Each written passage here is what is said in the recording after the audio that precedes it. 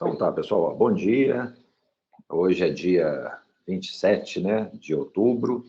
Vamos começar mais uma aula de Direito Penal 4 do turno da manhã. Hoje o tema não faz parte, né, do cronograma de Direito Penal 4, mas eu acho que é um tema muito importante, porque boa parte dos processos no Brasil se resolvem dessa maneira, infelizmente, que é pela prescrição, né? Não sei se vocês já viram isso em processo civil, mas eles falam em sentença de mérito, né? Sentença sem mérito. Sem mérito é aquela que, né, tem um vício formal, não resolve nada. E a prescrição no processo penal é considerada uma sentença de mérito, né? Extingue a punibilidade. Embora eu acho que haja um grande demérito no sistema de justiça em deixar que um crime prescreva, né? E com a reiterada frequência aí que isso acontece.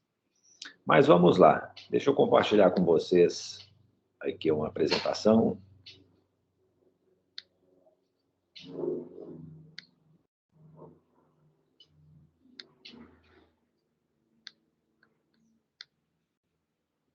Visualizam?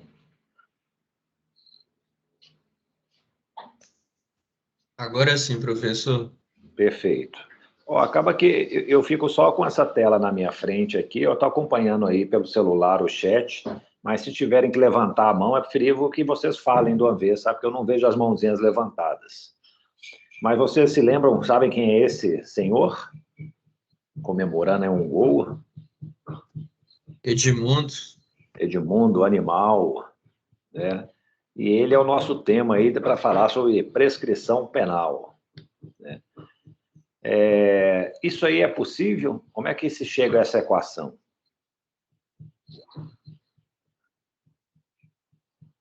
Matematicamente viável isso aí? Aceitável? Impossível, né? É impossível, né? Talvez a gente tivesse que trocar o sinal, né? Do mais, colocar um menos. Mas acaba que na vida, sobretudo no sistema de justiça brasileiro, isso aí acontece, né? 3 homicídios culposos, 3 lesões corporais culposas, acaba que não dão em nada. E isso foi o que aconteceu aí com o Edmundo Animal. Em dezembro de 1995, ele estava aí à noite numa balada, parece que ele tinha aí ingerido bebida alcoólica, pegou o carro, envolveu-se num acidente lá na Lagoa Rodrigo de Freitas, no Rio de Janeiro, matou 3 pessoas, feriu outras 3. Ele foi julgado em primeiro grau e a condenação veio aí 3 anos e pouquinho depois, né, em março de 99. Pegou uma pena de 4 anos e 6 meses. Tá boa a pena, pessoal? O que vocês acham? Matou 3 culposamente, 3 lesões corporais culposas, 4 anos e 6 meses. O que me Eu acho dizem? um pouco leve. Um pouco? Um pouco leve. Eu falo o seguinte, você mata uma pessoa aí, ainda que por negligência, tá pegando o que aí? 8 meses por crime, né? 1 ano por crime, mais os... E isso realmente era a previsão da pena que havia na época, né? O homicídio culposo tinha uma pena de 1 a 3 anos. Aí depois teve o homicídio culposo de trânsito, que aumentou de 2 para 4 anos, e depois uma nova mudança, que aumentou a pena para 5 a 8 anos, se eu não me engano, porque até para evitar a substituição por pena restritiva de direitos, que às vezes era o que acontecia. Só sei que ele recorreu para o Tribunal de Justiça do Rio de Janeiro, não aconteceu nada, manteve-se a condenação, apresentou recurso especial para o STJ, recurso extraordinário para o Supremo, nenhum dos dois foi admitido.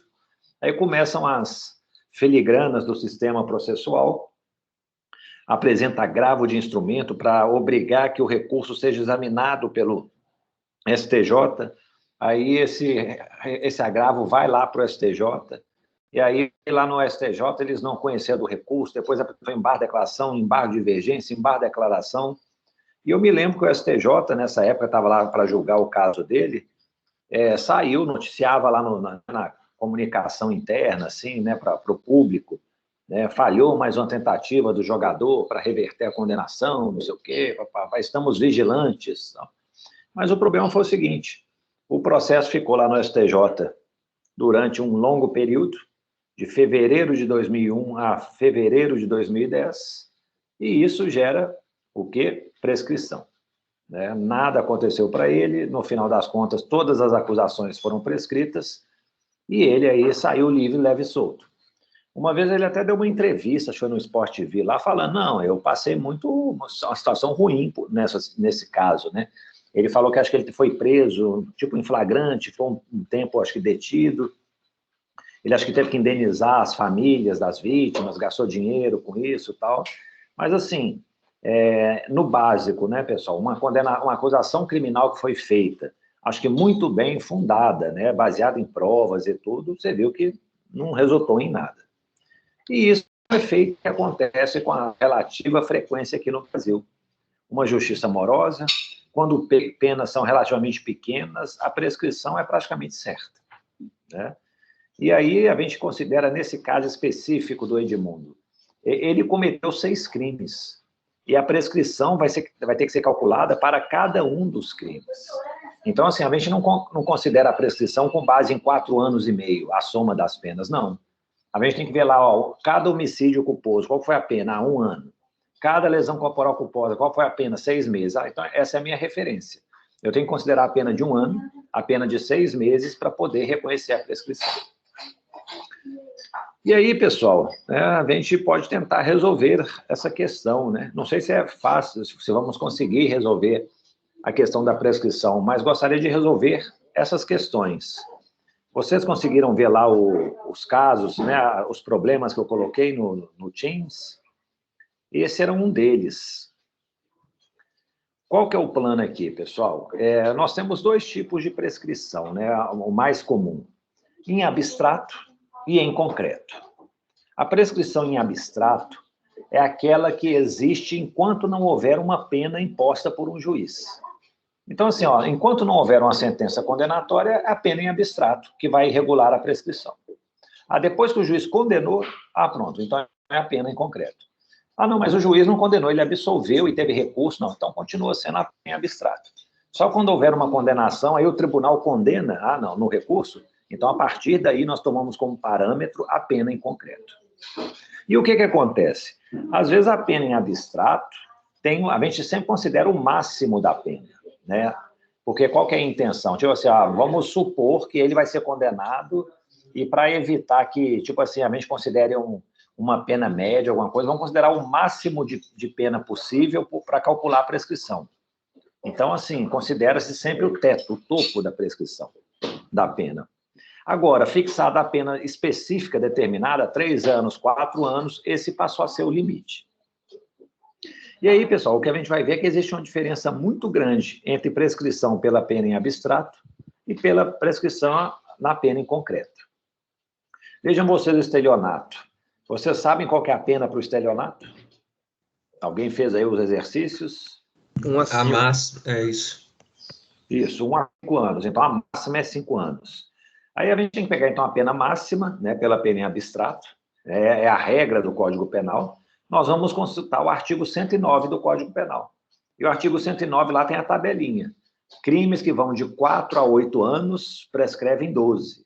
Então, é o caso dessa prescrição, não é isso? Antes da pena, vai prescrever em 12 anos. Mas imagine que o juiz condenou a pena mínima. Qual que é a pena mínima do estelionato? 1 ano. 1 ano prescreve em quanto tempo? Olhando a tabelinha. 4 anos. Isso, né? De 1 a 2 prescreve em 4. Se for menos de 1, prescreve em 3. Então, vocês veem, antes de se fixar uma pena, a prescrição eram 12 anos. Depois que se fixa uma pena, baixa para 4. Constrangimento ilegal, qual que é a pena máxima? 1 ano. 1 ano. Então, esse 1 ano vai prescrever em 4, né? Pela tabelinha do 109. Agora foi fixada a pena no mínimo. Qual que é a pena mínima do constrangimento? 3 meses. 3 meses. Vai prescrever, então, em 3. Nesse caso, a diferença não foi tão grande, né? Antes prescrevia em 4 anos, depois que fixou a pena, prescreve em 3.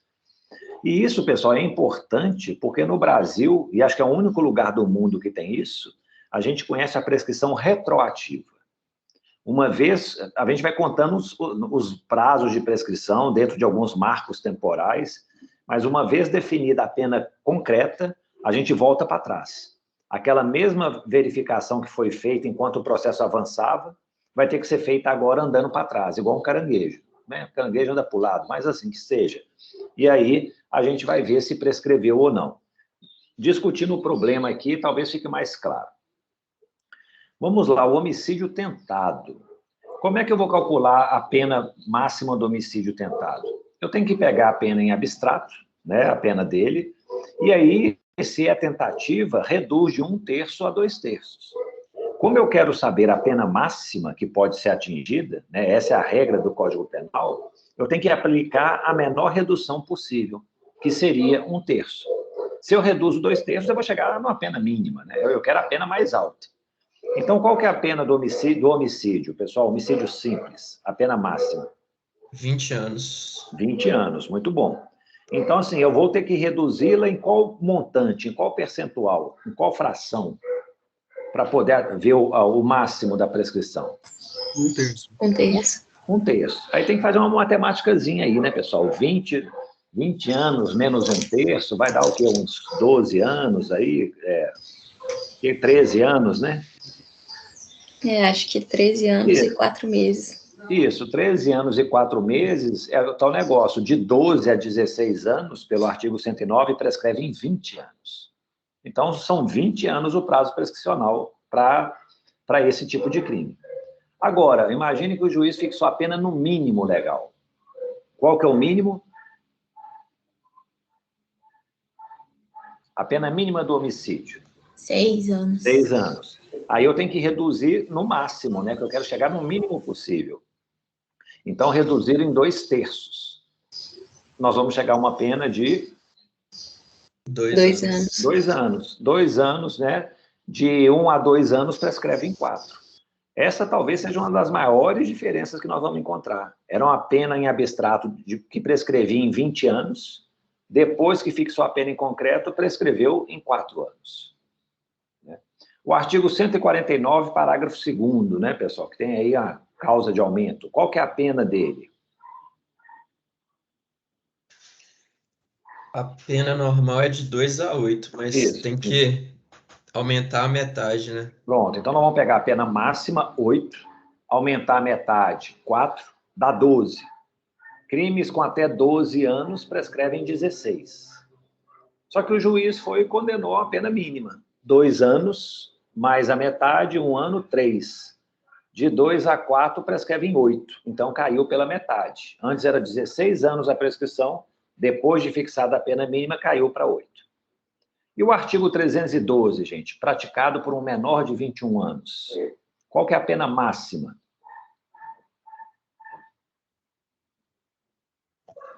12 anos. 12 anos. 12 anos prescreve em 16, pela tabelinha do 109. Com o tempo, a gente acaba decorando isso, né, pessoal? Então, 12 anos.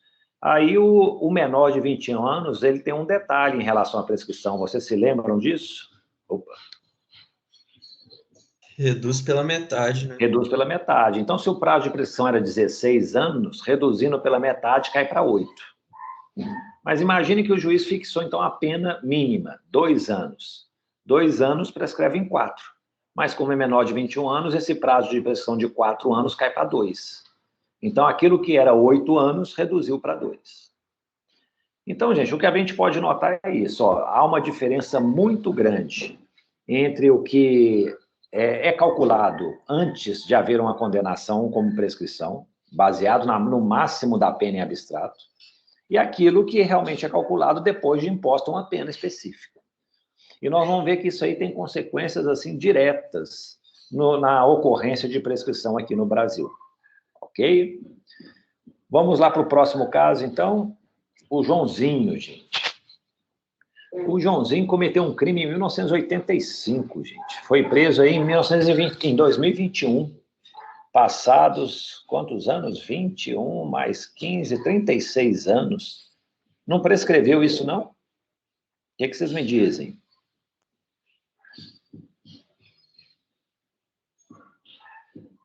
Vocês conseguiram calcular, fazer uma análise?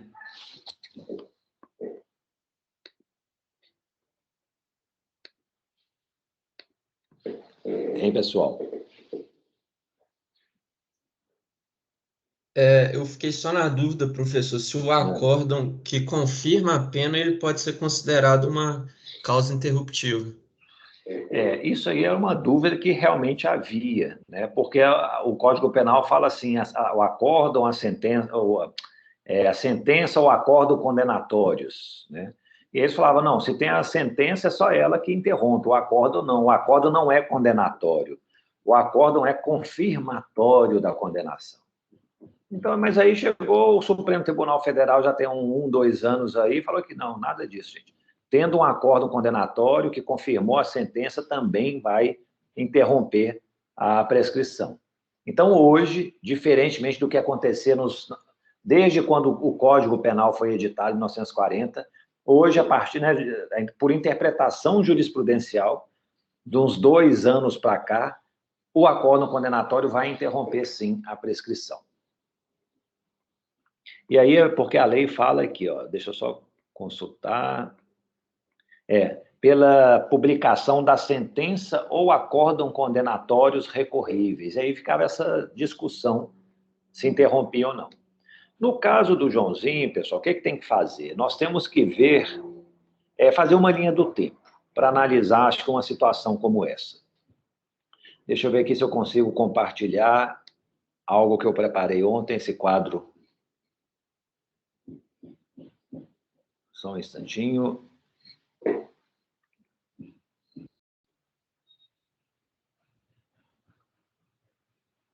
Estão vendo o quadro? Sim, né?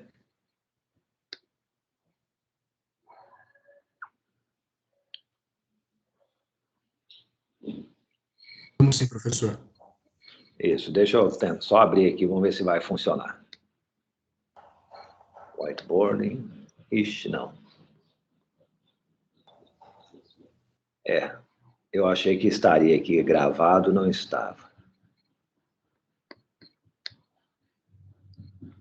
Mas, de qualquer maneira, eu vou, então, compartilhar minha tela, porque aí a tela mostra para vocês de maneira mais simples aí o que eu estou tentando apresentar.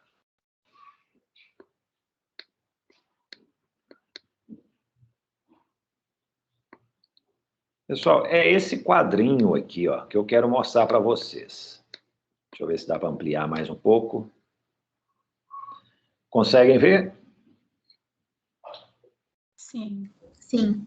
Tá. Então, assim, eu não consegui fazer uma reta desenhando, não, gente, mas suponho que isso aí é uma reta, né?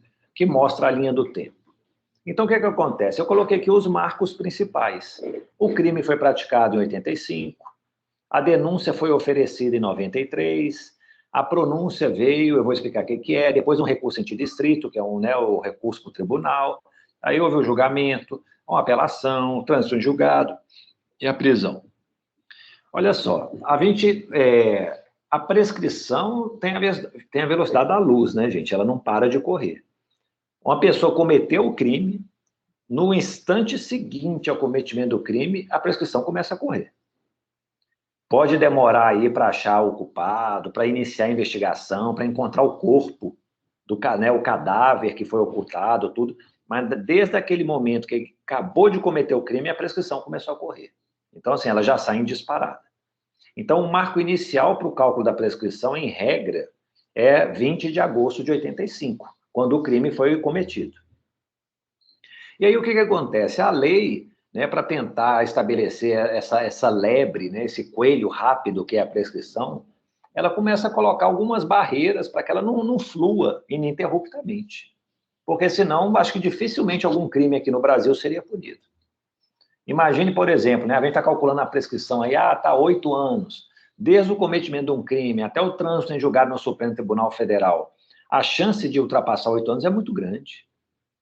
Então, assim, o que eles fazem? Não, vamos colocar causas que vão interrompendo a prescrição. E qual que é o efeito dessa causa que interrompe a prescrição? Começa a contagem do zero novamente.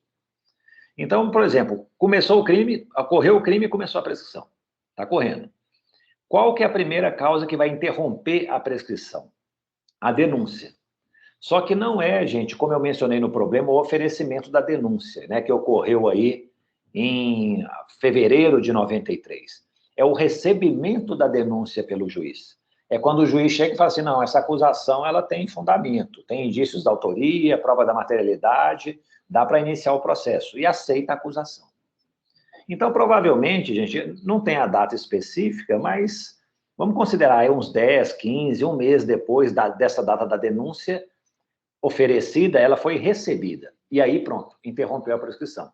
Começa a contar novamente. Qual que é a relevância da gente saber isso? A questão da prescrição pela pena em abstrato. Até esse momento da denúncia não tem condenação.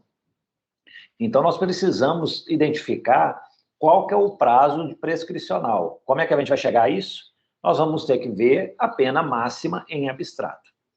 Esse caso foi um homicídio, né? Um homicídio simples. Qual que é a pena máxima do homicídio?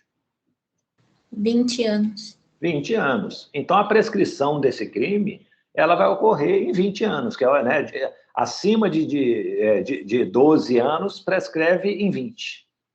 Então, assim, 20 anos. Aí, para eu identificar se houve ou não a consumação da prescrição, eu tenho que falar aqui, ó, da data do crime até o recebimento da denúncia, passaram-se mais de 20 anos?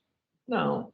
Passaram aí quase 8 anos. Então, não prescreveu. O que é uma pronúncia, gente? Pronúncia é uma fase específica do julgamento do tribunal do júri.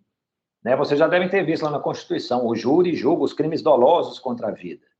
E acaba que, né, nesse julgamento dos crimes dolosos contra a vida, nós temos duas fases. Temos uma primeira fase em que o juiz admite a acusação e uma segunda fase do julgamento em plenário. Então, por exemplo, vocês viram lá o impeachment da Dilma, é mais ou menos isso, né? O Senado, né, admite a acusação e depois a Câmara vai lá, presidida pelo Supremo Tribunal Federal, vai julgá-la se realmente ela é caso de impedimento ou não. Então, tem um juízo de admissibilidade e um juízo de julgamento propriamente dito. O júri é mais ou menos assim. A gente conhece no júri a fase mais famosa, né, que é do julgamento, a segunda fase. Mas a pronúncia é aquela decisão do juiz que fala, não, aqui, ó, realmente tem que ser submetida ao júri. Tem indícios da autoria, prova da materialidade do crime e tal. É o júri que vai ter que decidir se ele é culpado ou inocente. A pronúncia, ela interrompe a prescrição também. E aí a gente chega, vai ver aqui, passaram-se entre o recebimento da denúncia e a pronúncia mais do que 20 anos? Não, passaram-se meses. Só que o réu recorreu. Ele achou que não tinha que ser pronunciado. É o que ele chama aqui no processo penal do recurso em sentido estrito. E tem uma regra específica lá no Código Penal que fala o seguinte, a decisão, né, que confirma a pronúncia, ela também interrompe a prescrição. Aí eu teria que ver, entre a pronúncia e a confirmação do recurso aqui, do pronunciamento, passaram-se mais de 20 anos? Não, passaram-se 4 anos. Aí o processo que estava lá no tribunal, ele que julga o recurso em sentido estrito, volta para a primeira instância, e o juiz vai fazer, então, um julgamento, a segunda fase, vai ter início. Foi feito o julgamento, e aí ele foi condenado. A questão também é essa, da data do recurso em sentido estrito, do julgamento, até o julgamento em plenário, passaram-se mais de 20 anos? Não. Passaram-se aí 3 anos só. Então, até agora não tem prescrição. A questão agora é, ele foi condenado a uma pena de 4 anos. Então, mudou tudo. Agora, o nosso marco não é mais aquela pena máxima de 20 anos. Nós temos hoje uma pena concreta. A partir daí, vai ser a nossa referência para calcular a prescrição. 4 anos prescreve em quanto tempo, pessoal? Olhando a tabelinha do 109. 8 anos. Isso, de 2 a 4 prescreve em 8. Então, aí agora nós temos que verificar isso aqui, ó. Do julgamento até a apelação antes, gente, não interrompia a prescrição, não zerava. Só que agora o Supremo fala que zera. Então, assim, passaram-se mais de 8 anos, que é minha nova referência, entre o julgamento no plenário pelos jurados e o julgamento da apelação, não, passaram-se 7 anos. Então, não deu prescrição aqui. Da apelação até o trânsito em julgado, passaram-se aí 8 anos para ocorrência da prescrição? Também não. Aí depois, a partir do trânsito em julgado, gente, até esse momento aqui, nós estamos falando de prescrição da pretensão punitiva. Ou seja, o Estado ele tem que produzir uma sentença condenatória, uma decisão condenatória, ou seja, para punir o réu. Depois que transitou em julgado, essa punição já foi produzida.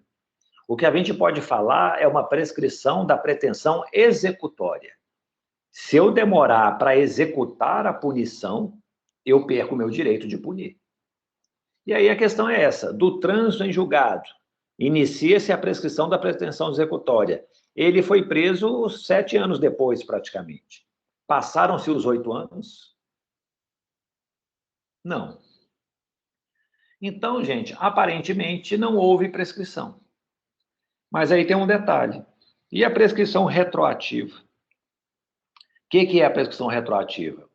Eu, em 10 de 8 de 2000, no julgamento, eu estabeleci a pena de 4 anos. A prescrição virou 8. Eu tenho que agora olhar para trás para verificar se esse prazo de 8 anos ultrapassa esses limites temporais, os marcos temporais. Aí eu, retroativamente, do julgamento até a data do recurso em sentido estrito, passaram-se mais de 8 anos? Não. Do recurso em sentido estrito até a pronúncia, passaram-se mais? Não.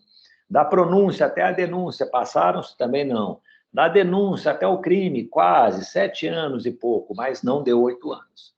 Então, mesmo olhando retroativamente, isso aí não seria possível de acontecer, né? Mas vejam vocês, pessoal, se fosse um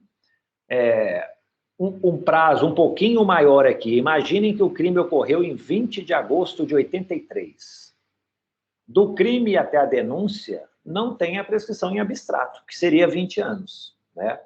Calculando pelo máximo. São 10 anos que diferencia quase um e outro. Mas depois, fixada a pena de 4 anos com a prescrição em 8, quando eu fizesse a prescrição retroativa da denúncia até o crime em 83, teria ocorrido a prescrição. E aí um detalhe, né, pessoal? Em 2010, o Código Penal foi modificado. Eles acabaram com a prescrição entre a denúncia e o crime retroativamente. Então, assim, como o crime ocorreu em 85, ou seja, né, uma lei foi anteriormente à lei que mudou em 2010, aplica-se a lei mais favorável ao réu, que reconhecia a prescrição, admitia. Mas um crime cometido hoje, a gente não olha mais para trás retroativamente para ver se houve prescrição entre a denúncia e o crime. Isso aí foi acabado. É um indicativo seguinte, a polícia pode demorar o tempo que quiser, a princípio, para poder investigar o crime, porque não haverá prescrição nesse período.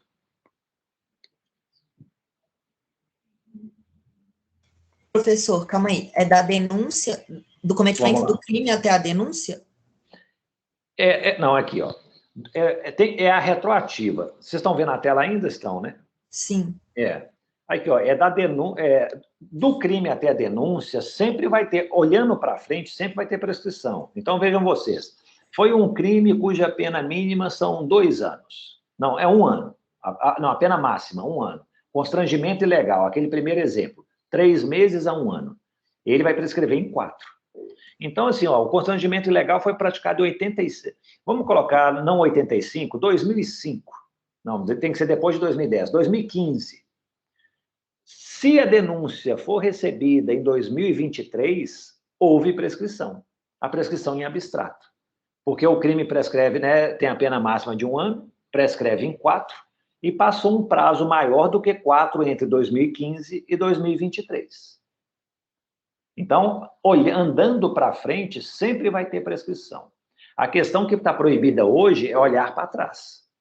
Então, imaginem vocês, o prazo aí vai ser 2015 e a denúncia foi recebida em 2023. Né? Não, mas deixa eu colocar um... Isso. Pode ser isso, né? 2015, 2000... Vamos colocar um tempo mais curto. Pode ser 2015, 2023. O problema é que são esses outros prazos aqui, né? Imagine que o crime, pela pena em abstrato, vamos pegar um outro exemplo, então, o constrangimento ilegal não vai servir. Vamos pegar um crime cuja pena seja de 2 anos, né? Não é, a pena vai ser de 1 a 2 anos. Então, a pena máxima, 2 anos, né? Pena de 2 a 4 anos. Não, pronto. Estelionato, 1 a 5 anos. Pronto, isso resolve o problema. 1 a 5 anos. Então, o estelionato, qual que é a pena máxima? 5. Pela pena máxima, esse crime prescreve em 12 anos. Então, assim, de 2015 a 2023, passaram-se 12 anos? Não passou. Não houve, então, a prescrição em abstrato. Aí foi julgado. Quando chegou aqui na condenação, o juiz estabeleceu a pena de 1 ano. 1 ano vai prescrever em 4. Aí eu começo a olhar para trás. Da denúncia em 2023 até o crime em 2015, passaram-se mais de 4 anos? Passaram-se. O problema é, a partir de 2010, isso é irrelevante. Não se reconhece mais prescrição entre a denúncia e o crime, a prescrição retroativa, olhando para trás. Deu para entender ou ficou confuso? Deu para entender. Então, vai ser sempre a prescrição retroativa vai ser sempre em concreto, né? Sim, a retroativa é sempre em concreto, né? Então, a gente definiu a pena em concreto, começa a olhar para trás. Isso que eu falo que não existe em lugar nenhum do mundo, pessoal, sabe? É tipo assim, porque o que acontece? Imagine aqueles exemplos, voltando aos exemplos, né, que eu passei para vocês. Imagine lá o juiz, a pena do estelionato prescreve em 12, fixou em concreto, cai para 4. A pena do homicídio tentado prescreve em 20, fixou a pena em concreto, ela caiu para 4 anos, ou seja, reduz a 1/5 a pena. Então, assim, é uma coisa que interfere demais no caminhar do processo. Obviamente, pessoal, né, assim, a justiça tem que ser célere, né, não deveria ser uma preocupação isso, né, ter esses marcos. Mas, por exemplo, nós vamos ver daqui a pouco lá nos Estados Unidos, o regramento é um pouco diferente. Então, a chance de ocorrer prescrição é muito menor, tá? Mas lembrem-se disso, gente. Então, sempre vamos escolher primeiro a pena em abstrato. Como é que é a pena em abstrato? É a máxima. O Código Penal fala que é a máxima. Então, pronto, a partir da pena máxima, eu olho a tabelinha do artigo 109 para definir qual que é o prazo de prescrição. Uma vez condenado, vai ser aquela pena fixar o marco temporal, o parâmetro para o cálculo da prescrição. Né? E aí, o que acontece? A chance de reduzir a prescrição é muito grande. Antes podia ser 20, cai para 4, era 12, cai para 8, não sei, vai variar muito. E aí a gente tem que olhar, fixou em concreto a pena, vamos voltar para cada um desses marcos temporais retroativamente, exceto entre a denúncia e o crime a partir de delitos ocorridos em 2010. Infelizmente, pessoal, hoje nós ainda encontramos crimes cometidos antes de 2010, ainda em trâmite, em julgamento, entendeu? Passados, assim, 11 anos desde a edição da lei. Então, para esses crimes, a gente tem que olhar desde a denúncia até o crime. Mas para os delitos cometidos após 2010, esse prazo aí desaparece. Foi uma mudança prejudicial ao réu, sem dúvida nenhuma. Ok? Podemos avançar, pessoal? Professor, só uma questão, não sei se o senhor vai falar sobre isso agora. Quando eu estava estudando, eu fiquei em dúvida um pouco a respeito da prescrição intercorrente também. Ah, tá, perfeito. Então, deixa eu voltar aqui de novo. Foi bom você ter me lembrado aí para a gente poder... Então, aqui, vamos voltar ao nosso quadrinho aqui. Então, o que acontece? Vocês veem a minha setinha mexendo do mouse? Sim. Então tá. Então, vejam, pessoal, aqui, da data do crime até o julgamento, esse lapso todo aqui, a gente vai chamar isso de prescrição pela pena em abstrato. Nós não temos uma pena concreta fixada, então nós vamos calcular pela pena em abstrato. Em cada um desses marcos aqui, dessas interrupções, a gente tem que verificar. Foi ultrapassado o prazo prescricional em abstrato previsto? Tá. Fixada a pena, acabou a pena em abstrato. A gente fala em pena em abstrato enquanto não tem pena. Hoje nós temos uma pena em concreto, o juiz estabeleceu. Aí nós vamos utilizar como referência a pena concreta. E aí o que a gente faz? A gente pega a pena concreta, calcula o prazo prescricional com base no artigo 109. E aí, uma vez identificado o prazo prescricional, a gente faz a prescrição retroativa. O que é retroativa? Vamos olhando para trás. Em cada marco, olhando aqui para trás. A questão é, se não houvesse diferença entre a prescrição em abstrato e a em concreto, nem precisaria fazer essa coisa para trás, concordam?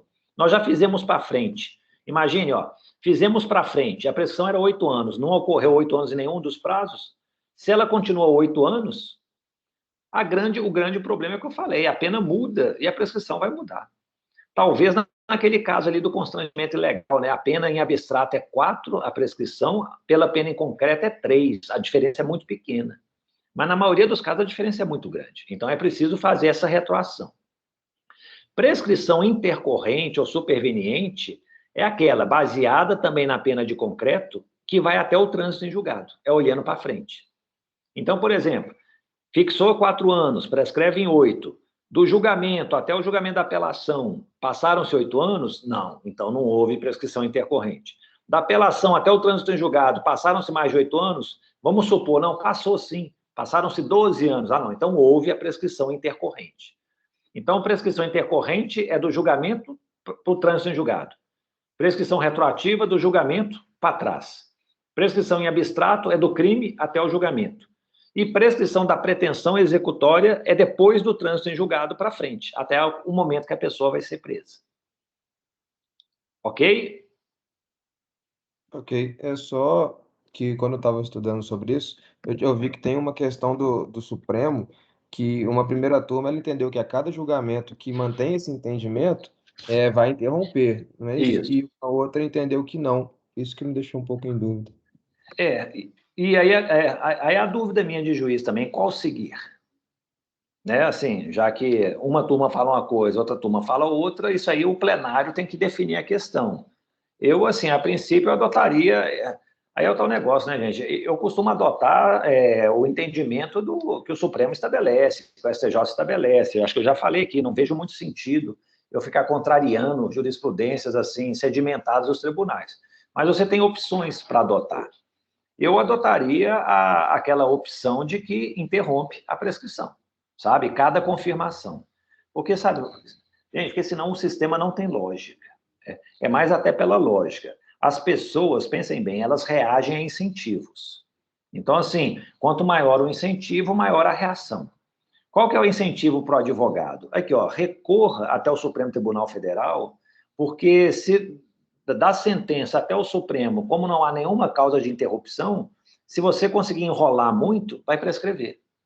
Eu não acho que esse seja o objetivo do processo penal, enrolar o máximo possível para prescrever. Né?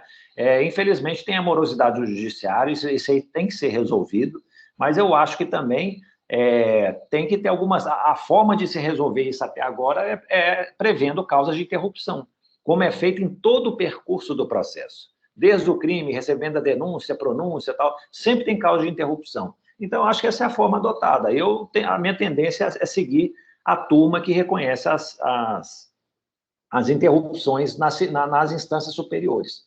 Mas, obviamente, né, pessoal, um advogado, o que ele vai fazer? Ele vai pegar as decisões daquelas turmas que não reconhecem e defender esse ponto de vista, até o Supremo aí firmar um entendimento. Ok? Perfeito, professor. Obrigado. Então, vamos lá. Professor, Pois não.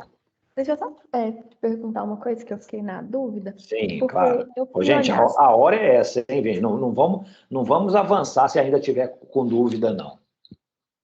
Vamos lá, fique à vontade. É porque eu fui olhar as causas interruptivas da prescrição e aí eu vi que não fala nada do trânsito em julgado. Aí eu fiquei na dúvida se ele interrompe a prescrição ou se, por exemplo, eu teria que contar de quando foi proferido o acórdão até começar a execução. Prazo. Não, sabe o que é? A questão é a seguinte, é porque o trânsito em julgado, ele termina a prescrição da pretensão punitiva. E aí vai ter início a prescrição da pretensão executória.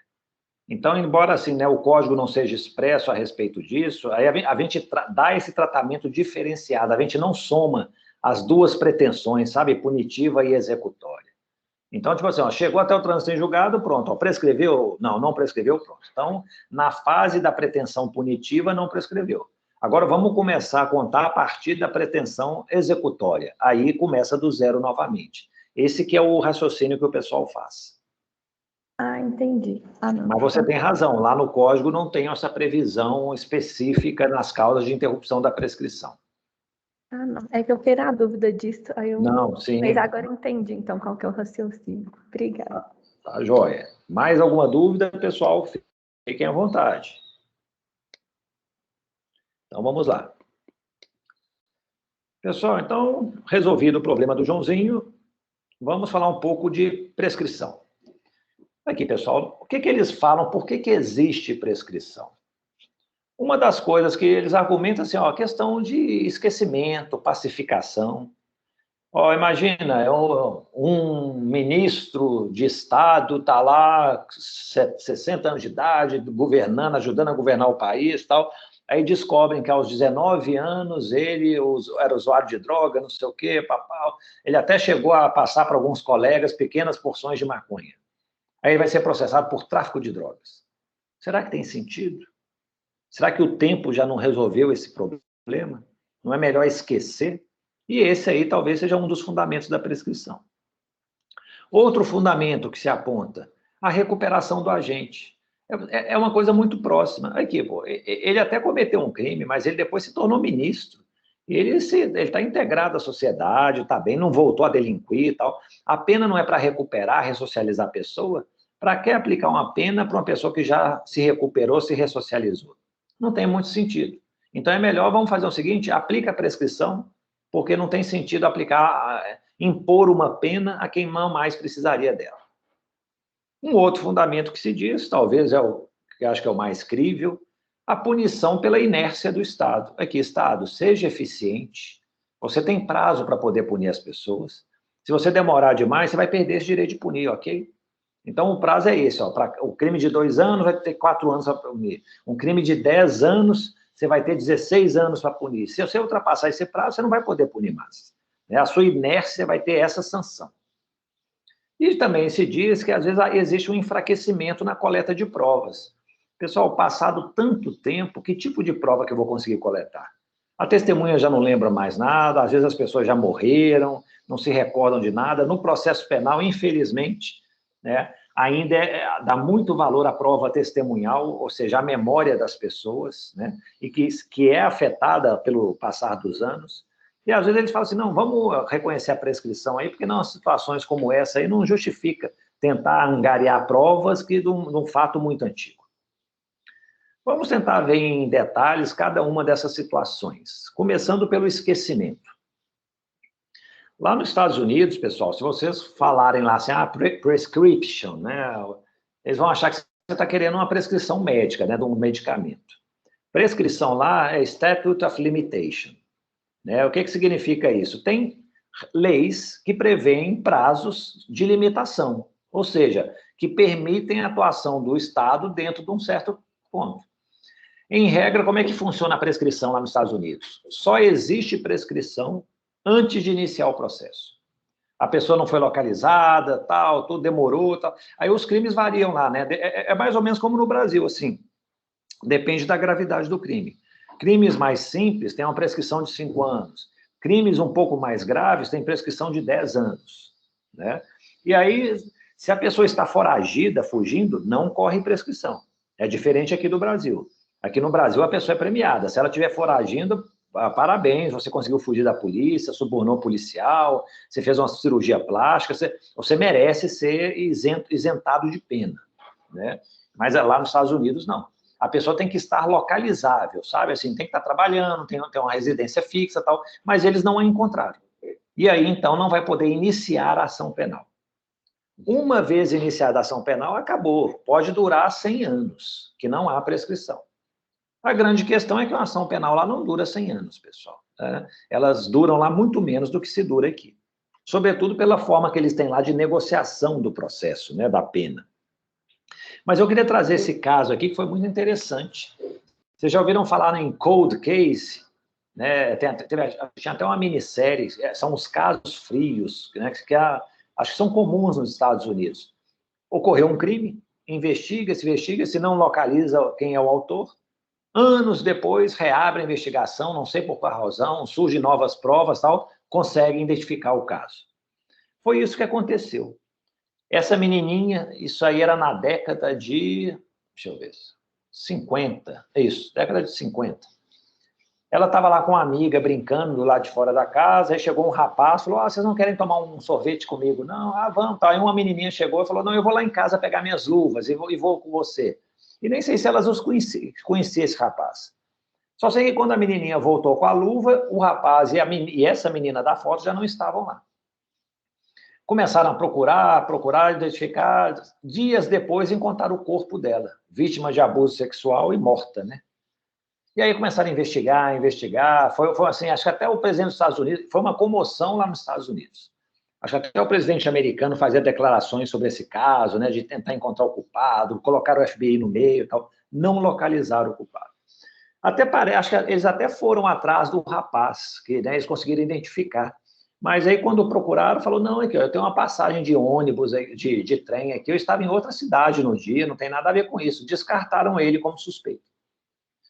Passados aí 51 anos, reabrem a investigação. E aí vão atrás desse senhorzinho aí, que era, então, o rapaz que tinha sido, né, o primeiro suspeito. Vão lá e prendem ele. E prendem com base no quê? Procuraram a menininha, a amiga, né, que foi pegar a luva, já com 60, 70 anos de idade, não sei quantos anos ela tinha, e ela mostraram para ele uma foto desse senhor na época, falou, não, era esse rapaz que... Imagine, gente, um reconhecimento de uma foto 50 anos depois. Foram atrás também de uma namorada da época desse rapaz, desse senhor, e ela, acho que apresentou para eles um ticket de trem, tudo, falou assim, não, realmente ele tinha comprado esse ticket, mas ele não utilizou o ticket, tinha registro lá da viagem dele, que ele ia viajar, mas ele não viajou. Aí falaram, então aquele álibi dele não era tão bom assim, não. E um terceiro elemento foi que a mãe dele, quando estava lá no leito de morte, ela estava lá, né, agonizando tudo, ela começou a gritar lá, pedir a Deus para perdoar o filho pelo grande mal que ele tinha feito. A polícia foi em cima, prendeu, ele foi julgado, foi condenado, recorreu para o tribunal, assim, em menos de um ano, rejeitou a apelação dele e falou o seguinte, nós vamos até excluir a prova da sua mãe reclamando, né, que você comentou uma coisa, ela estava agonizando aí de morte, não vamos dar muita credibilidade a essas palavras dela, mas tem outros elementos aqui, o reconhecimento, o álibi que caiu por terra, tudo que você é o culpado sim. Ele está preso até hoje, se é que não morreu. Pode isso, Arnaldo? O que vocês me dizem?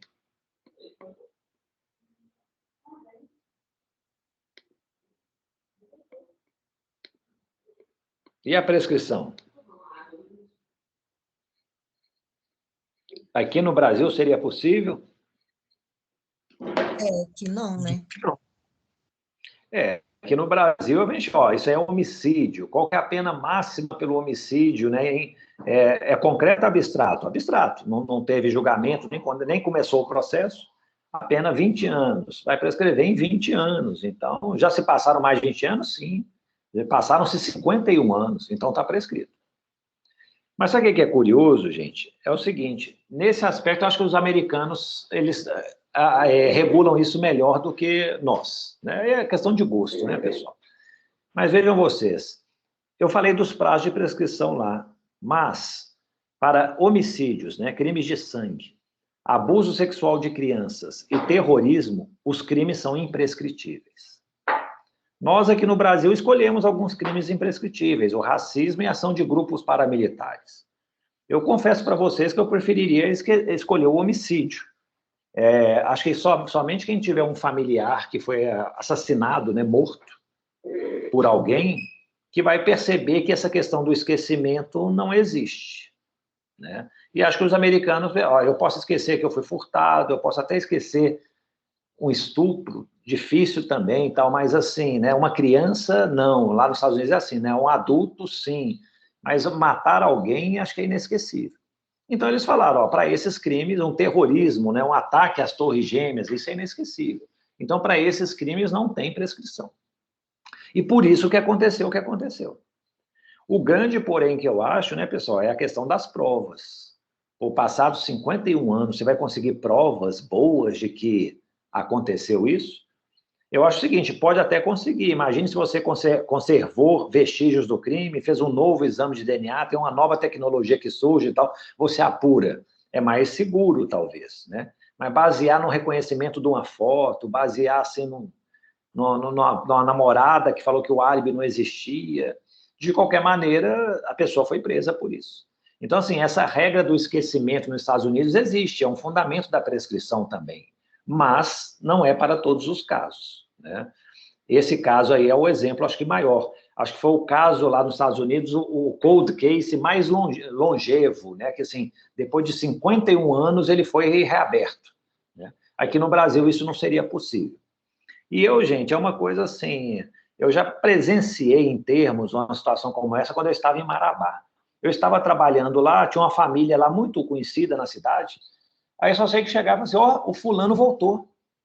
Aí eu comecei a me inteirar da situação, o que era o fulano? O fulano, ele tinha matado, assim, a sangue frio, alguém no meio da cidade, há 20 anos. E ele matou e fugiu, sumiu. Aí o que foi? Ele esperou passar o prazo de 20 anos de prescrição para voltar para casa. Aí quando ele voltou, estava lá um processo já aberto, esperando por ele, ele já tinha sido, aliás, ele já tinha sido condenado. Um detalhe, pessoal, antigamente se permitia julgar a pessoa sem a presença dela. Hoje no Brasil isso não é mais possível. O processo é paralisado e a prescrição também é suspensa. Mas na época não tinha isso. Então ele foi expedido mandado de prisão, ele foi condenado à revelia, né, sem participar do processo, que ele estava foragido. Aí foi condenado, expediu um mandado de prisão e tinha aí aguardando 20 anos para cumprir o mandado de prisão. Aí ele chegou, o que a polícia fez? Foi lá e cumpriu o mandado de prisão. Aí ele pediu para o juiz para ser solto, não. Aí ele impetrou um habeas corpus no Tribunal de Justiça do Pará, o Tribunal de Justiça falou aqui, ó, está prescrito. Desde a pretensão executória, quando começou, né, a contar o prazo para prendê-lo, até hoje passaram-se mais de 20 anos. Né? Ele tinha sido condenado acho que a 14 anos, 12 anos, a prescrição em concreto era 20 anos. E ultrapassou esse prazo.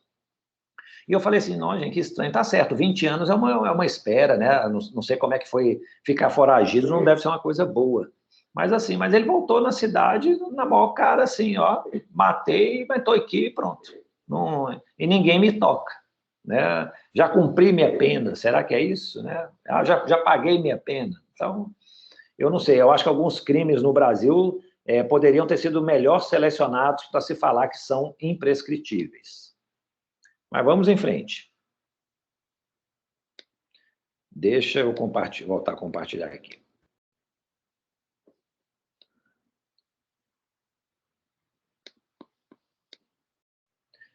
Então, pessoal, outra questão, né? A recuperação do agente. Passado muito tempo, recupera, né? Essa questão de recuperação né? Eu fico pensando aqui, as prisões brasileiras, será que um ambiente como esse recupera as pessoas? Vai ter esse efeito aí de, né, ressocializar os agentes, né? Então, assim, a gente pensa nisso, passado muito tempo, vai ressocializar.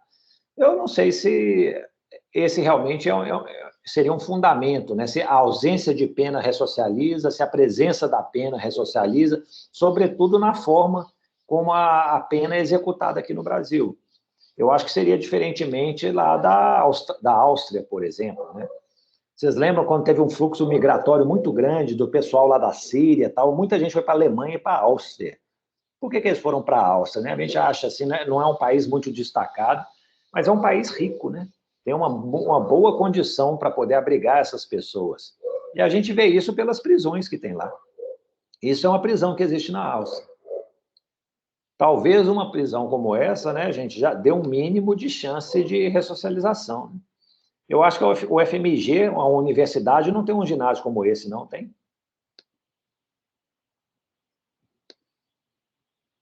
O parlatório.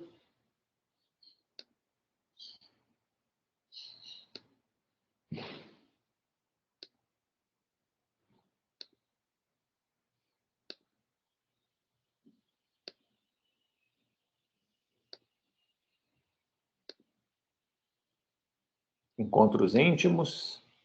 Aqui, nós não temos um auditório desse, não. E nós somos uma universidade, né, pessoal? A nossa finalidade é educacional.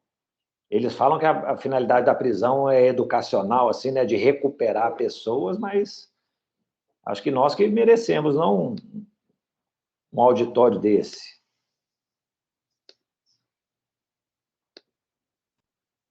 Então, pessoal, tem isso também, é um dos fundamentos da prescrição. Ó, não precisamos punir quem foi recuperado, né? Talvez seja um argumento plausível, né? Não sei se precisa, embora isso aí seja muito difícil, né? Porque como é que nós vamos avaliar se a pessoa foi recuperada ou não? Não começa a criar uma discricionariedade muito grande? Aí um juiz chega dizendo, ó, ele merece a pena, ele cometeu um crime, foi condenado, está provado que é um fato típico, ilícito e culpável, mas eu deixo de aplicar a pena nesse caso porque ele foi recuperado. Ah, não, você não foi recuperado, então você vai...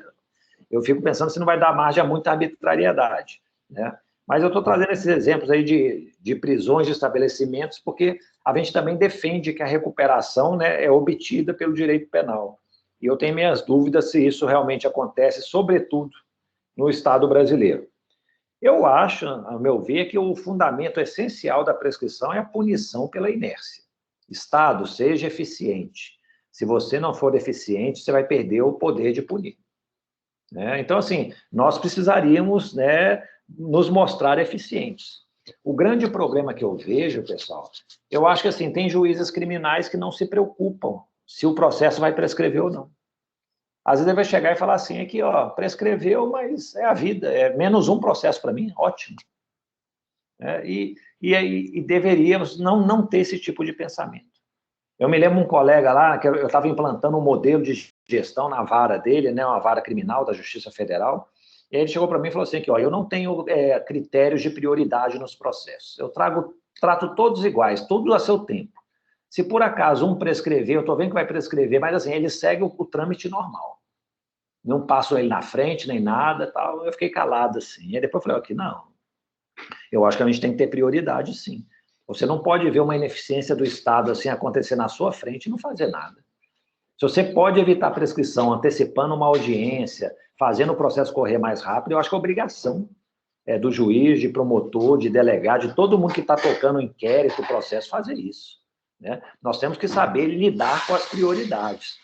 Não dá para fazer assim, né? Tratar tudo como se fosse uma coisa assim, né? Nós temos que... Existem regras de prioridade, pessoal. São regras da indústria que a gente pode aplicar assim também no Poder Judiciário e tal, mas que às vezes o pessoal não tem nem ideia de que isso é possível de se fazer. Em alguns estados, eu já vi, acho que o Paraguai, por exemplo, se você não julga uma apelação, o réu está preso, você não julga uma apelação num prazo de 6 meses, é obrigado a soltar o réu, por exemplo. E também tem uma outra coisa, se você não julga a apelação, isso eu vi, eu não sei se é no Paraguai também, num prazo assim, de 3 anos, dá-se automático provimento à apelação, caso seja um recurso do réu, entendeu? Tipo assim, ele estava condenado, ele vai ser absolvido. Então, assim, é uma forma de também forçar o Estado. Aqui a gente optou pela prescrição. Lá no Paraguai, por exemplo, eles optaram pela absolvição. Aqui, ó, demorou muito, vai ser absolvido. No fundo, talvez seja a mesma coisa, né? A consequência para o réu é a mesma, né? Mas, assim, são mais ou menos as regras, os incentivos que se colocam para isso. E também tem a questão do enfraquecimento da prova, né, pessoal? Eu não sei se está dando para ver, está um cara forte, depois ficou fraquinho, né? Esse enfraquecimento. Nem sempre isso pode também ser uma justificativa. Nós vimos lá nas primeiras aulas, lá eu falei em transação penal, né? O que é a transação penal? Infrações de menor potencial ofensivo, penas até 2 anos, em que você vai chegar e faz um acordo. Ou então a suspensão condicional do processo, ofereceu a denúncia, a pena mínima é até 1 ano, aí você pode também fazer uma proposta de um acordo para suspender o processo. Em casos como esse, a prova pode até ser fraca, gente. O que vale é a negociação, entendeu? Tem um indíciozinho de que ele cometeu o crime. Aí vai depender de negociar. Às vezes o réu concorda, fala, eu quero ficar livre disso. Eu vou pagar a cesta básica e tal. Então, ainda que haja uma prova fraca, né, é possível aplicar alguns institutos penais, né? Então, assim, nesse caso aí, o fundamento da prescrição de que prova fraca deveria evitar o direito penal, tudo, né, utilizar o direito penal, para essas situações, em tese, não se aplicaria. Ok? Mas, assim, em resumo, para mim, acho que a inércia do Estado é o fundamento da prescrição. E aí, gente, relembrando aqui o que eu já disse, né? Temos duas fases de prescrição, da pretensão punitiva até o trânsito em julgado e da pretensão executória, a partir do trânsito em julgado. Conta-se uma, depois se conta a outra. A pretensão punitiva é abstrata, enquanto não tem uma pena. Então, vai desde o crime até a sentença. Um detalhe, né, pessoal? Eu coloquei lá o tribunal do júri que tem várias causas de interrupção. Tem a pronúncia, tem o julgamento do recurso em sentido estrito, tem o julgamento em plenário, mas normalmente no processo penal, no rito ordinário, né, o padrão, o que acontece? Houve o crime, interrompe a prescrição no recebimento da denúncia, interrompe a prescrição na sentença. Pronto. Né? Então, assim, são duas causas de interrupção em primeiro grau que normalmente vão acontecer. Então, o que nós vamos ter? Vai ser a abstrata até a sentença, depois da sentença vai ser a pena em concreto. E aí nós vamos ter a retroativa, que a gente olha para trás, e vamos ter a superveniente ou intercorrente, que a gente olha para frente. A pretensão executória, obviamente, é pela pena em concreto. Né? Transitou em julgado a pena em concreto, é ela que mede a prescrição. Esse é o artigo 109, que tantas referências eu fiz a ele. Depois que você começa a lidar com isso, você decora, né, os prazos. Em 2010, né, antes, o menor prazo de prescrição eram 2 anos, né, a pena menor do que 1 ano. Em 2010, aumentou para 3, e foi essa mesma lei que falou, ó, acabou a prescrição retroativa da denúncia até o crime. Né, acabou com isso. Então, é sempre bom consultar o artigo 109. Causas de interrupção da prescrição, como foi muito bem lembrado, o trânsito em julgado não está aí, tal. Não está, mas é porque conta um novo tipo de prescrição. Mas isso são as mais importantes. O recebimento da denúncia, pronúncia, gente, como eu disse, é do júri. Confirmação da pronúncia é júri. A publicação da sentença ou acordo, eu coloquei aqui o STF porque, recentemente, uma das turmas dele está falando que interrompe, aquela prescrição intercorrente. Cada vez que confirmar a condenação, o Tribunal de Justiça confirmou, o STJ confirmou, então vai interromper a prescrição. Né? O início do cumprimento da pena, né, também interrompe. Então, tipo assim, conseguiu prender a pessoa. Né? Então, pronto, ela foi presa. Aí ela consegue fugir. A prescrição volta a correr, mas volta a correr do zero, né? Porque a pena, quando começou a cumprir a pena, zerou a prescrição. E reincidência, pessoal, não se preocupem muito com isso, não. Reincidência é quando é mais na fase de execução da pena. Mas não, é só na fase de execução da pena. Vamos focar aqui, é um pouquinho mais complexo isso, acho que vai até fazer confusão tentar explicar. Mas vamos focar mais durante o processo, que acho que é o mais importante e onde ocorre com mais frequência a prescrição. Tá bom? Então, eu só mencionei aí, mas não se preocupem, ela só incide, a pessoa está cumprindo a pena, aí depois ela é condenada por um delito que caracteriza a reincidência, né, praticado anteriormente, tudo, aí a pena vai ter uma causa de interrupção da prescrição, caso ele esteja foragido. E nós temos causas de suspensão da prescrição. Né? Assim, a prescrição fica paralisada. Então, por exemplo, nós vamos ver aí crimes contra a família, o crime de anulação de casamento, ocultação de impedimento para casamento. Né? Se por acaso está sendo discutido no juízo civil, se o casamento... melhor ainda, bigamia. O que é bigamia? Uma pessoa casar já sendo casada. Não, mas o meu primeiro casamento eu pedi anulação, eu estou discutindo isso no juízo civil. Então, peraí, então esse segundo casamento aqui, que caracterizaria a bigamia, vamos suspender o processo enquanto se resolve a questão lá no juízo civil. Suspende o processo e suspende a prescrição. Se por acaso o juízo civil anular o primeiro casamento, não houve bigamia. Agora, se não anulou, houve a bigamia, esse vai ser processado. Aí o processo é retomado e a prescrição também. Quando o réu está cumprindo pena no estrangeiro, isso aí também é relacionado à execução. Uma novidade, gente, de 2019. Se por acaso tem embargos de declaração ou recurso nos tribunais superiores, né, estão lá tramitando, e esses recursos não forem admitidos, todo o prazo que estava lá em tramitação, ele se considera suspenso, ou seja, não houve prescrição. A prescrição não correu. Então, o que está tendo a tendência mais recente? Eles estão querendo evitar um grave problema que tinha antes. Antes, o réu era condenado em primeiro grau ele só havia uma causa de interrupção com trânsito em julgado, quando iniciava a pretensão executória.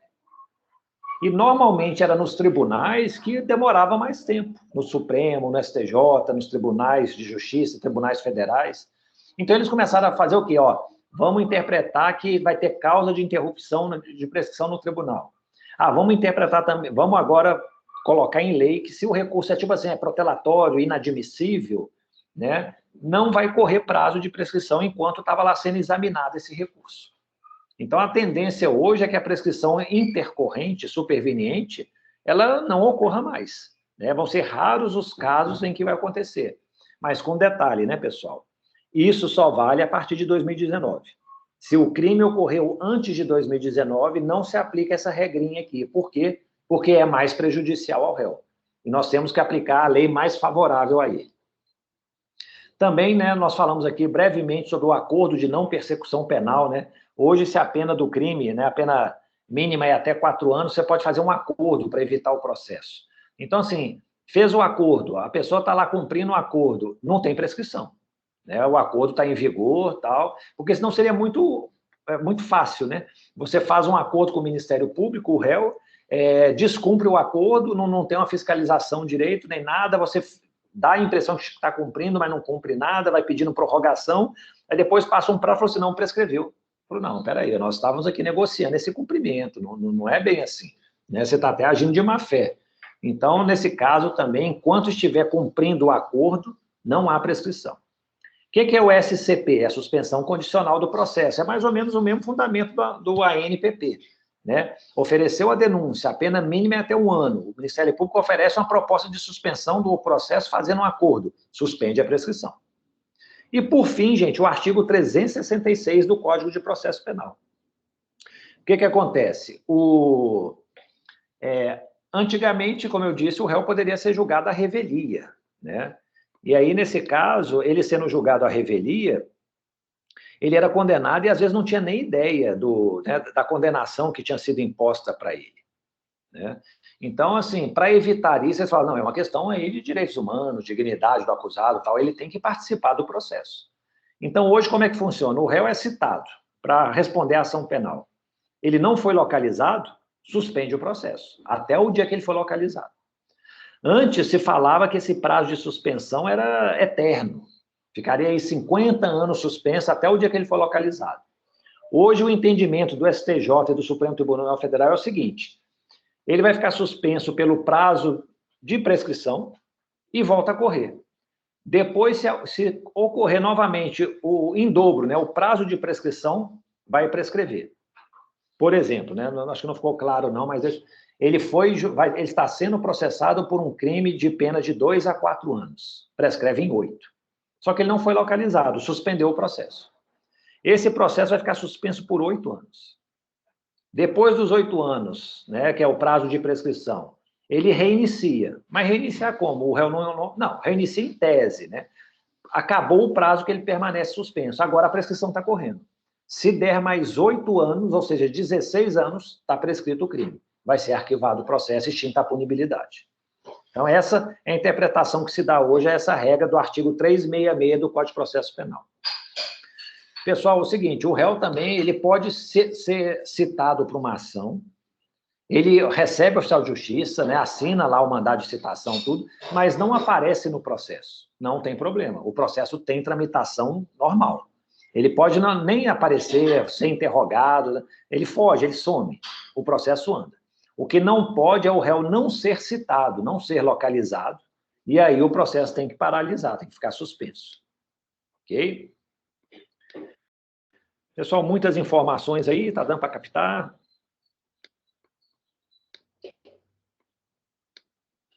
Vamos em frente. Esse é um caso mais simples um pouco, gente, do Joãozinho, né? Ocorreu prescrição? Alguém chegou a fazer esse caso? Professor, eu não encontrei prescrição, não. O que eu acho que poderia ser argumentado talvez seria uma prescrição em perspectiva se a pena tivesse elementos que indicassem que a pena seria de 1 ano até 2 anos. Isso, pode ser um caminho. Nós vamos falar daqui a pouquinho da prescrição em perspectiva. Mas vamos ver esse caso, então. Ó. O crime ocorreu em 2004. Né? A investigação demorou, gente, foram 7 anos. Né? E o crime é o estelionato. É aquele crime cuja pena é elástica, né? De 1 a 5. A pena mínima prescreve em 4 anos, a pena máxima prescreve em 12 anos. Né? Então, assim, o inquérito tramitou durante 7 anos e a denúncia foi recebida em 2012, o primeiro marco de interrupção desde a data do crime. Aí o juiz tramitou também, demorou esse processo, gente. Demorou 5 anos, mais de 5 anos, até chegar na sentença. O juiz foi começar a fazer a sentença, alegar a prescrição. Ela aconteceu? Então, como é que eu tenho que verificar? Tem pena imposta? Ainda não. O juiz ia, justamente naquele momento, definir uma pena, caso ele fosse condenado. Mas, enquanto não tem pena, é prescrição em abstrato. Aí eu vou considerar o quê? A pena máxima. 5 anos prescreve em 12, de acordo com a tabelinha do 109. Aí, o que eu tenho que fazer? Da data do crime, em 2004, até o recebimento da denúncia, passaram-se mais de 12 anos? Não. Passaram-se quase 8. Da data do recebimento da denúncia até a sentença, passaram-se mais de 12 anos? Não, 5 anos, um pouquinho mais. Então não houve prescrição. Mas aí tem um detalhe, pessoal. Quando que o Joãozinho nasceu? O Joãozinho nasceu em 1949. No momento em que foi fazer a sentença, nesse caso não vai dar, que é 2017, né? Um detalhe que poderia acrescentar seria esse. Lembre-se de uma regrinha que eu vou falar logo aqui na frente. Os redutores de idade. Se o réu tem entre 18 e 21 anos na data do crime, ou se o réu tem 70 anos ou mais na data da sentença, a prescrição corre pela metade. Então, aqueles 12 anos do estelionato reduziriam para 6. A questão é, Joãozinho tinha 70 anos na data da sentença? Se a gente pegar aqui 49, né, 60 anos, 2009, em 2019 ele completa 70 anos, mas em 2017 não. Então não se aplica ao caso esse redutor. Então realmente não houve caso para reconhecer prescrição. Qual que vai ser o grande problema disso aí? O juiz vai fixar uma pena. Eu acho, gente, que vai ser muito difícil que chegue a 5 anos. Eu nunca vi uma pena máxima sendo imposta. Aqui no Brasil, normalmente é o seguinte, é primário bons antecedentes, as circunstâncias são favoráveis, pena no mínimo legal, ou próxima do mínimo. Eu acho que a pena do Joãozinho não passa de 2 anos.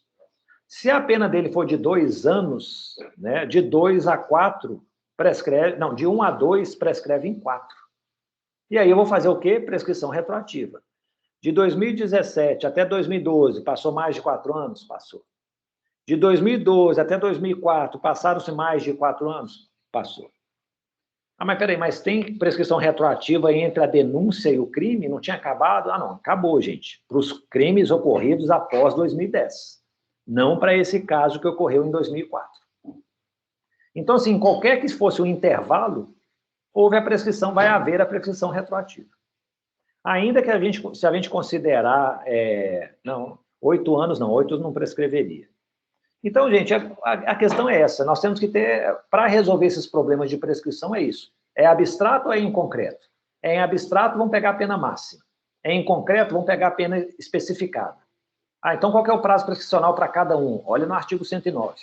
Tem algum redutor, né, menor de 21 anos, maior de 70 anos, tal, que vai ter pela metade? Não tem. Vamos agora calcular os intervalos. O crime é antes de 2010, então ainda tem um intervalo de retroativa, entre o recebimento da denúncia e o crime.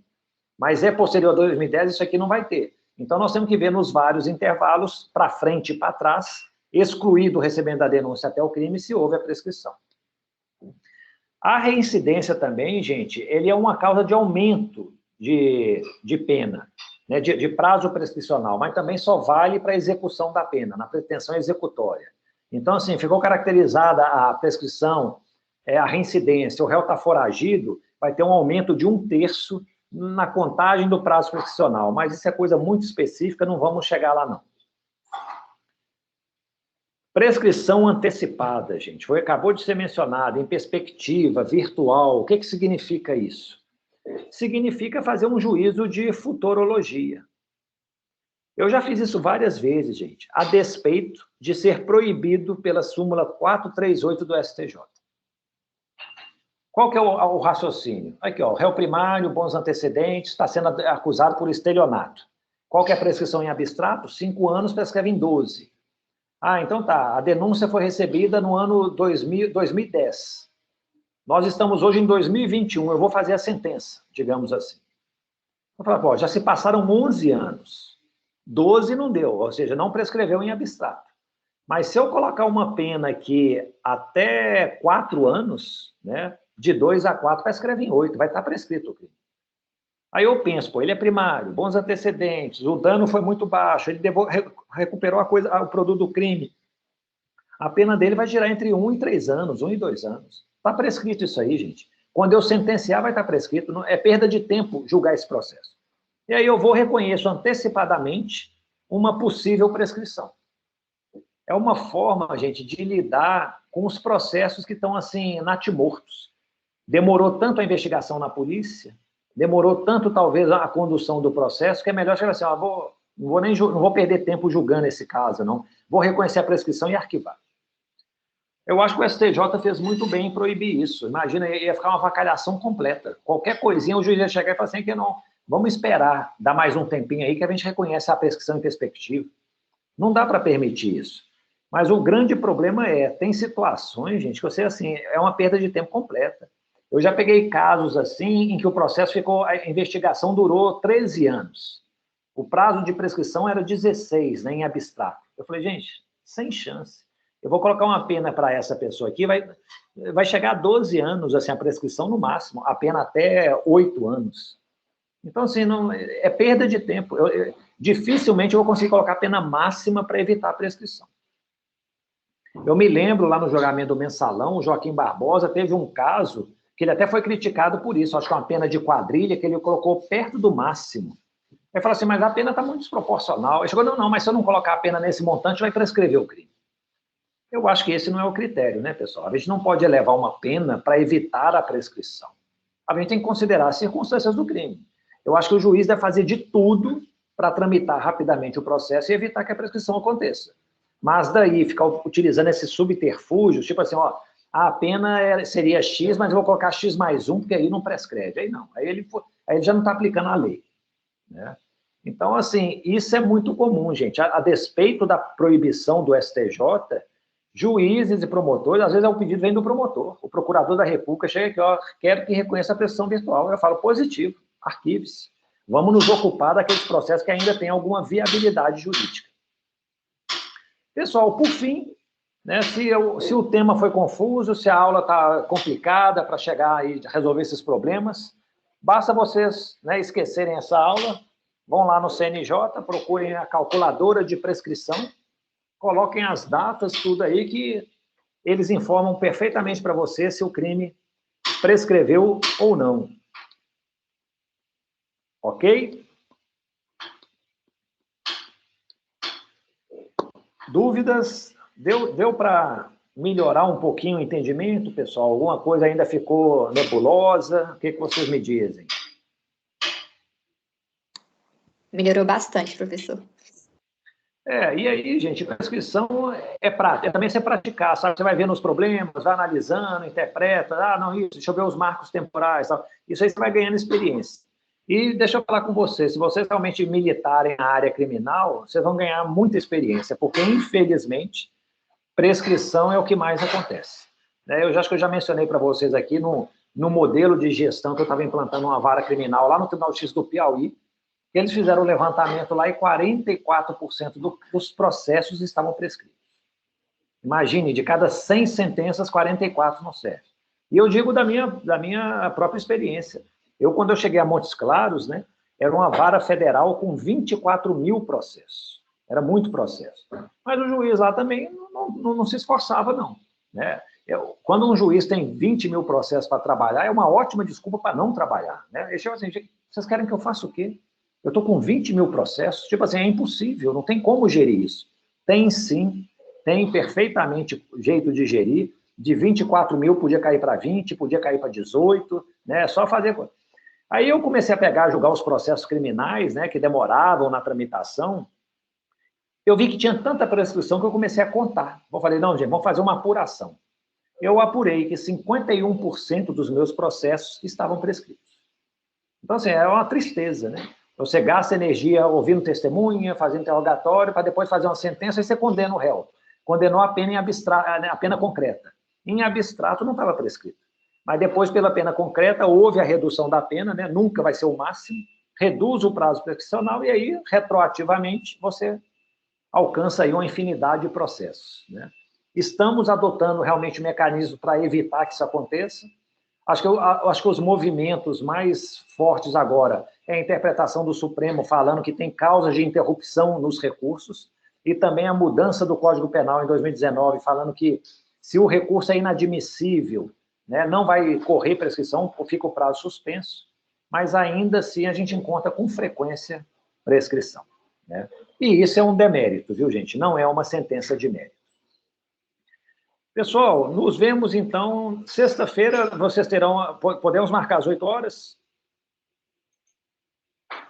Pode ser. Tá, então às 8 horas, aí nós já vamos começar a ver os crimes contra o sentimento religioso e o respeito aos mortos.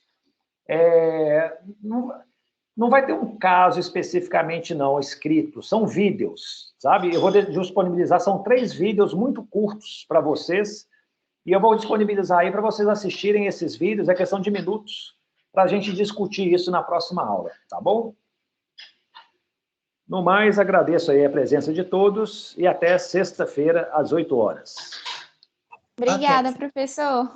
Um abraço, Obrigada, pessoal. professor. Até